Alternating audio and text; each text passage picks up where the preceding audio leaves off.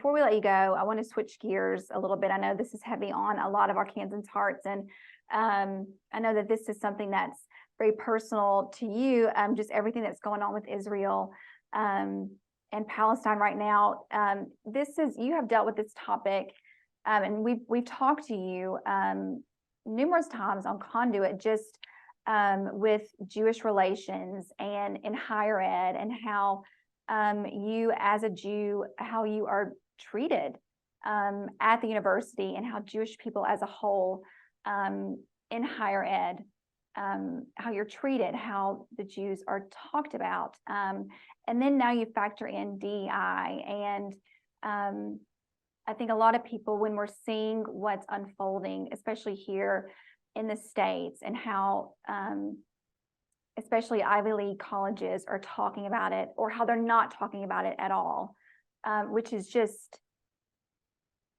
it doesn't even make sense to me. Terrorism is terrorism. Call it what it is, call evil what it is, but talk to us about it from your perspective, and just tell us what you're thinking. Yeah, well, you're absolutely right. You know, the left so wrapped up DEI, and they have put out statement upon statement when there are events within this country, there are events outside this country, with their leftist virtue signaling whenever they can. But now we have a mass murder by Palestinian terrorists of unarmed Jews, women, children, the elderly. These people were murdered. And crickets is what you hear from higher education. Crickets. That's all over the country. They had every virtue signaling statement over the last several years for any event. And so far, what have you heard from almost all higher education? Nothing. Nothing.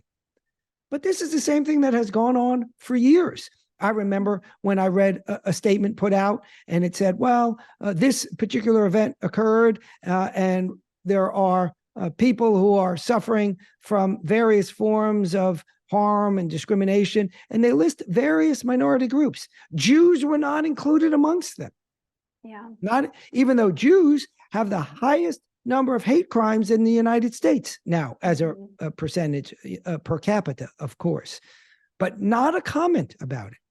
Yeah. There is this antagonism, this outright antagonism in higher education across this country against Jews. And enough is enough. And my forthcoming column, not this Sunday, but the following week, will touch on these matters. No longer are we going to stay silent or brush some of these events off. Every time it happens, I will call it out. I'll call it out here on Conduit.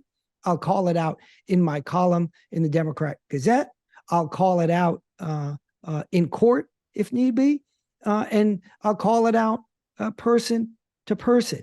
It's remarkable how you see acts of anti-Semitism, and the defense that some people proffer are, oh, well, you know, I do all sorts of public good.